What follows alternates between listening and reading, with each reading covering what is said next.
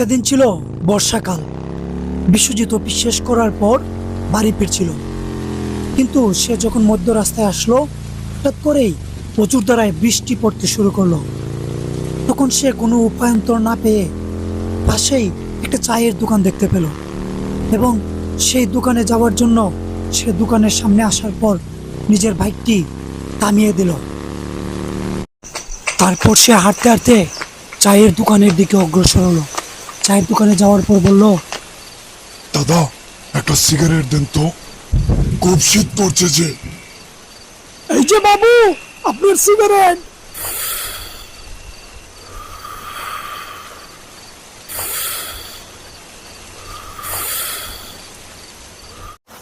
আকাশটা আজ বিকেল থেকেই ঘন কালো মেঘে ছেয়ে গেছে, চারদিকে অন্ধকারের ছায়া। কিন্তু বিশ্বজিৎকে যে বাড়ি ফিরতেই হবে, তাই সে চায়ের দোকান থেকে বাইকে করে আবারও রওনা দিল বাড়ির উদ্দেশ্যে। কিন্তু মাঝ রাস্তায় আসার পরেই হঠাৎ করে দেখা মিলল পুলিশের গাড়ির সাথে। তখন পুলিশটি, রে, এই বৃষ্টির সময় তুই কোথায় যাচ্ছিস? অফিস শেষ, তাই বাড়ি ফিরতেছি স্যার। তা চান্দু, লাইসেন্স টাইসেন্স আছে তো সব কিছু? হ্যাঁ স্যার, সব কিছু ঠিকঠাক আছে। তাড়াতাড়ি দেখে নিন, খুব তাড়াতাড়ি বাড়ি ফিরতে হবে যে। আচ্ছা ঠিক আছে, আগে থানায় চলো, তারপর বাকি গল্প বলছি। এই ঝুম বৃষ্টির মধ্যেই বিশ্বজিতের ঘরের মোবাইল ফোনটা আচমকাই বেজে উঠল। বেজে ওঠার সাথে সাথেই বিশ্বজিতের স্ত্রী হাসি মোবাইল ফোনটা ধরার জন্য সামনে এগিয়ে আসলো। মোবাইল ফোনটা ধরার সাথে সাথেই অপাশ থেকে বলে উঠল, হ্যালো, কে বলছেন? আমি ইন্সপেক্টর রবীন্দ্র বলছি। বিশ্বজিৎ বাবু থানায় আমার হেফাজতে আছেন। খুব শিগগিরই কিছু একটা করুন, না হলে কোর্টে চালান করে দিব। বিশ্বজিতের দাদা নিজের ঘরে শুয়েছিলেন। হঠাৎ করেই তার কানে বাজলো, বর্দা, ও বর্দা, বলছি শুনছেন?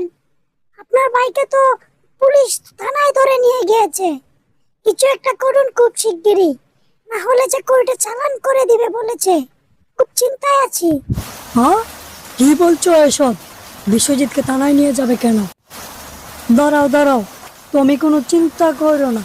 আমি এক্ষুনি থানায় গিয়া পুলিশের কাছ থেকে বিশ্বজিৎকে সারায় নিয়ে আইতাছি, একটু অপেক্ষা করো। বিশ্বজিতের দাদা গোপালবাবু সব কথা শুনে থানায় যাওয়ার জন্য প্রস্তুত হলো। হাঁটতে হাঁটতে বাড়ির সামনের রাস্তাটির সামনে এসে দাঁড়ালো। ভাই দাঁড়াও দাঁড়াও, ভবানীপুর থানায় যাইবা? তা যাইমু না কেন, কিন্তু 100 টাকা ভাড়া দিতে হইব, কারণ রাত হইছে প্রায় 10টা।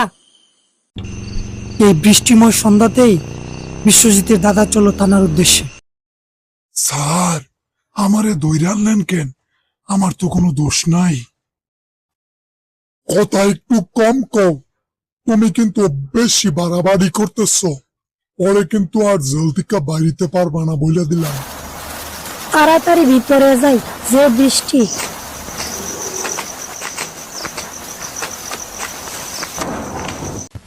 নমস্কার স্যার, আমি বিশ্বজিতের দাদা গোপাল। আমার বাইরে কেল্লিগে দৌড়ে আনছেন। আরে আরে গোপাল বাবু, বসেন বসেন, বিস্তারিত শুনেন আপনার ভাই কি করেছে। শুনে আর কি করব স্যার, কিছু একটা ব্যবস্থা কইরা আমার ভাইডারে সাইরা দেন।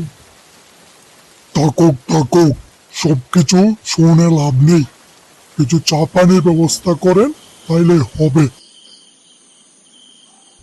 রঘু, সব মালামাল ঠিকঠাক ভাবে গুছিয়েছো তো? হ্যাঁ সাহেব, সব কিছুই ঠিকঠাক ভাবে নিয়েছি, শুধু ওই লাল কন্টেনারগুলো রয়ে গেছে। গাড়িতে তো আর জায়গা নেই। আচ্ছা আচ্ছা আচ্ছা, ভালো করেছো। তবে একটু সাবধানে যেও, যে রাস্তা ধরে যাবে রাস্তাটা ভালো না। আচ্ছা, আপনি কোনো চিন্তা করেন না, সামনের টিপে ওই লাল কন্টেনারগুলো নিয়ে যাব। আর আমার সাথে তো শঙ্কর আছে, এত চিন্তা করার কিছুই নেই, সাবধানেই যেতে পারবো। তারপর তারা গন্তব্যে পৌঁছানোর জন্য গাড়ি নিয়ে সামনে এগিয়ে যেতে লাগলো। প্রতিমধ্যে আবারও জুম করে বৃষ্টি শুরু হয়ে গেল। এতই পরিমাণ বৃষ্টি যে সামনের কোনো কিছুই ঠিকঠাক মতো দেখা যাচ্ছিল না। বুঝলে শঙ্কর, সাহেবের কথাটাই না ঠিক ছিল। দেখো কেমন শুনশান নীরব, আর কোনো গাড়ির দেখা সাক্ষাৎও নাই। কোনো কিছুই আমার ভালো সুবিধার টেকছে না। তা ঠিক বলেছেন। তবে একটু নিরাপদই আছে, কারণ এই রাস্তায় নাকি পুলিশের টহল দেয় সবসময়, কোনো চোর ডাকাতের ভয় নাই। আসলে এই ড্রাইভারদের জীবনটা না খুবই। ওস্তাদ ব্রেক, সামনে পুলিশ। আরে ড্রাইভার, গাড়ি থামাও, লাইসেন্স নিয়ে নিচে নেমে আসো। লাইসেন্স আছে বাপু? লাইসেন্স থাকলে একটু বের করে দেখাতে হবে কিন্তু। হ্যাঁ স্যার, সব কিছুই ঠিকঠাক আছে, গাড়ির লাইসেন্স টাইসেন্স সব এনেছি। কই কই দেখি দেখি, দাও তো দেখি একটু লাইসেন্সটা চেক করে সবকিছু ঠিক আছে কিনা। এই যে দেখুন স্যার, সব কিছু ঠিক আছে। দৌড়ু মিয়া, ফালতু কথা বাদ দেন, থানায় চলেন। কিন্তু আমাদের তো সব কাগজপত্রই ঠিকঠাক আছে স্যার, থানায় কেন যাব? এই মনে করেন লাইসেন্সটা ডেট এক্সপায়ার্ড হয়ে গেছে। রে, শেষ পর্যন্ত তোরাও আমার হাতে ধরা পড়লি।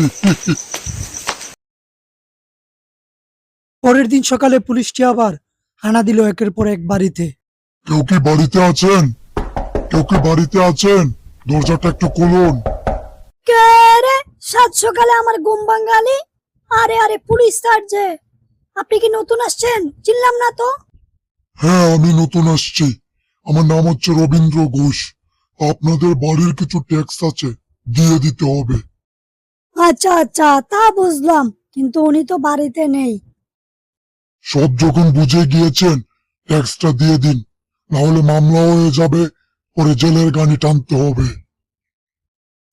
আরে কি বলছেন এসব? জেলের গানি টানতে হবে?